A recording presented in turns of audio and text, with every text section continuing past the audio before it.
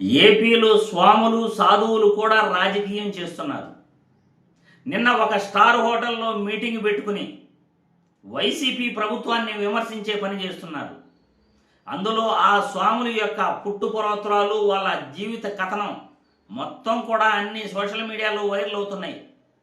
వాళ్ళేంటి, వాళ్ళ క్యారెక్టర్ ఏంటి, ఒకడు భూములు దోసేవాడు ఒకడైతే, భూములు ఆక్రమించుకునేవాడు ఒకడైతే, ఇంకొకడు కులాలను మతాలను రెచ్చగొడుతూ మా కాపు నాయకుడే పరిపాలించాలి అనేవాడు ఇంకొకడు. నిన్న ఆ స్టార్ హోటల్లో నిర్వహించిన సాధువుల మీటింగుల్లో ఒక్కొక్కడు ఒక్కొక్క క్యారెక్టర్ గల వ్యక్తులు ఉన్నారు. వాళ్ళ చరిత్ర అంతా కూడా ఇప్పుడే సోషల్ మీడియాలో ఒక్కొక్కటిగా బయట పెడుతున్నారు. సాధువులకి స్వాములకి ఏదైనా సమాజానికి తెలియజేయాలనుకుంటే గుడుల దగ్గరకు రావాలి, లేకపోతే ఎక్కడైనా పబ్లిక్లోకి వచ్చి ఈ విధంగా తప్పు జరుగుతూ ఉంది, దానికి ఆధారాలు చూపించి మాట్లాడాలి. చంద్రబాబు నాయుడు పవన్ కళ్యాణ్ రాయించిన స్క్రిప్ట్ని స్టార్ హోటల్లో కూర్చుని, ఏసీ గదుల్లో కూర్చుని మీరు గత వైసీపీ ప్రభుత్వంపై మాట్లాడతారా? వైసీపీ ప్రభుత్వంపై తిరుమల లడ్డూలో కల్తీ జరిగింది అని మాట్లాడతారా? సోషల్ మీడియాలో వైరల్ అవుతున్న ఈ సాధువులు మీటింగ్, 5 స్టార్ హోటల్లో మీటింగ్ చూపిస్తాను. దాంట్లో ఒక సాధువు ఇన్సైడ్ ఏం మాట్లాడుతున్నాడో అతనే కథ ఏంటో కూడా చూపిస్తాను. శ్రీవారి లడ్డూ కల్తీ వ్యవహారంలో నిందితులకు శిక్ష పడే వరకు పోరాటం చేస్తామన్నారు ఏపీ సాధు పరిషత్ సభ్యులు. ఇది ఎప్పుడు పెట్టారు? జస్ట్ ఇప్పుడే పెట్టాం సార్. విజయవాడ స్వర్ణ ప్యాలెస్ హోటల్లో సుమారు 200 మంది సాధువుల సమావేశమై గత వైసీపీ ప్రభుత్వంపై తీవ్ర స్థాయిలో విరుచుకుపడ్డారు. జగన్ హయాంలో జరిగిందన్నారు. తిరుమల దర్శనానికి వెళ్లినప్పుడు జగన్ డిక్లరేషన్ కూడా ఇవ్వలేదన్నారు. కల్తీ లడ్డు అంశాన్ని ప్రజల్లో మరింతగా తీసుకెళ్లి త్వరలో ప్రత్యేక కార్యక్రమం చేపడతామన్నారు ఏపీ సాధు పరిషత్ సభ్యులు. చూడండి, నుదుటిన విభూది పెట్టుకున్న ఈ వ్యక్తిని చూడండి. ఇతని గురించి స్టార్ హోటల్లో ఈయన మీటింగ్ పెట్టాడు కదా, ఇతని గురించి ఒక చరిత్ర ఉంటుంది. ఇన్సైడ్ ఏంటో, అతనేంటో, అతని క్యారెక్టర్ ఏంటో, అతను ఎవరో ఈ వీడియో చూసిన తర్వాత తెలుస్తుంది. చూడండి. ప్రసాదంలో కల్తీ నీ కలిపారని చెప్పేసి మనకు తెలియవచ్చింది. తిరుమల తిరుపతి దేవస్థానం కేంద్రంగా తిరుపతిలో ఒక ధార్మిక సమ్మేళన కార్యక్రమాన్ని ఏర్పాటు చేయాలని చెప్పి ఇప్పుడే నిర్ణయం తీసుకోవడం కూడా జరిగింది.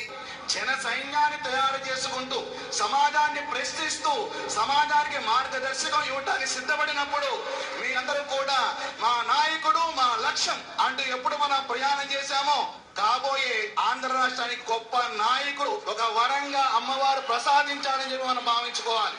2 రకాల కుల వ్యవస్థను చూసాం ఈ రాష్ట్రంలో. కులమే మన బలం, కులమే మన బలం. 2 రకాల కుల వ్యవస్థను చూసాం.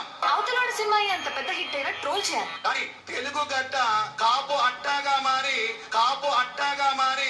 ఎలక్షన్ లో నిలబడ్డోడు మనోడైతేనే సపోర్ట్ చేయాలి. ఒక సమాజానికి, హితం ఇచ్చే సమాజానికి మీరందరూ ప్రయాణం చేయాలని ఈ విషయాన్ని చెప్పాను. వాడు మనోడా కాదా అని గూగుల్లో సెర్చ్ చేయాలి, వాడిని మనం లైక్ చేయాలి. చూసారుగా, ఉప ముఖ్యమంత్రి పవన్ కళ్యాణ్ బల్లి సెట్ చేశాడు ఈ సెట్టింగ్. క్యారీ ఇది సెట్టింగా ఇది అని సోషల్ మీడియాలో వైరల్ అవుతున్న ఈ వీడియోపై ప్రజలు ఇప్పుడు గమనించాలి. ఈ స్వాములు, ఈ దొంగ స్వాములు ఎక్కడి నుండి వచ్చారు, వీళ్ళ జీవిత చరిత్ర ఏంది, ప్రజలే సమాధానం చెప్పాలి. ఎందుకంటే సమాజంలో వీళ్ళకి ఏదైనా ఇబ్బంది ఉంటే గుడుల ముందు మాట్లాడాలి, లేకపోతే బహిరంగంగా ప్రజల్లోకి వచ్చి ఈ విధంగా తప్పు జరుగుతూ ఉంది అని మాట్లాడాలి. చంద్రబాబు నాయుడు పవన్ కళ్యాణ్ ఇచ్చిన స్క్రిప్ట్ గురించి వీళ్ళు మాట్లాడుతున్నారు చూడండి. అది కూడా 5 స్టార్ హోటల్లో కూర్చుని వీళ్ళ హిస్టరీ ఇది. ఎందుకంటే గత ప్రభుత్వంలో తప్పు జరిగింది అని వీళ్ళు మాట్లాడుతున్నారు కదా. పోనీ గత ప్రభుత్వంలో జగన్మోహన్ రెడ్డి కట్టించిన గుడుల గురించి వీళ్ళు ఒక్క మాట కూడా మాట్లాడరు. చంద్రబాబు నాయుడు కూల్ చేసిన దేవాలయాలను జగన్మోహన్ రెడ్డి కట్టించిన విషయం వీళ్ళకి గుర్తు లేదు. తిరుమల తిరుపతి దేవస్థానం వైకుంఠ ఏకాదశి క్యూ లైన్లో తొక్కిసలాటల ఘటనలో 8 మంది చనిపోతే అప్పుడు ఏమయ్యారు ఈ స్వాములు? సింహాచలంలో భక్తులు చనిపోయినప్పుడు ఏమయ్యారు ఈ స్వాములు? గోడగోలు చనిపోయినప్పుడు. మొన్న శ్రీశైలంలో మొన్న శ్రీకాకుళంలోనూ శ్రీశైలంలోనూ శివస్వాముల పైన దాడి జరిగింది. అప్పుడు ఏమైపోయారు ఈ స్వాములు? ఏమైపోయారు ఈ స్వాములంతా?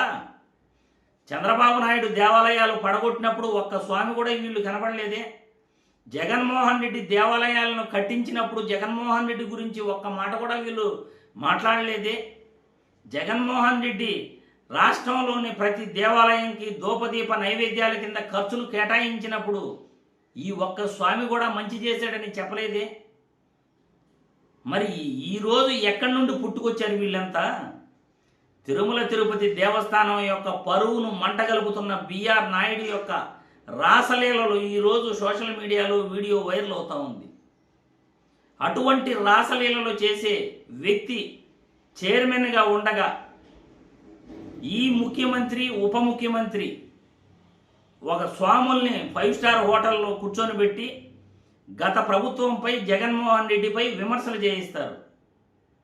మరి ఎవరు ఈ రాష్ట్రంలో హిందూ దేవుళ్ళని ప్రేమిస్తున్నారు? హిందూ దేవుళ్ళపై పగబట్టింది ఎవరు? ఎవరు తిరుమల లడ్డు కల్తీ విషయంలో విష ప్రచారం చేశారు? వెంకటేశ్వర స్వామితో రాజకీయం చేస్తున్నది ఎవరు? ప్రజలే మీరే సమాధానం చెప్పాలి అని నేను వీడియో ద్వారా కోరుతున్నాను.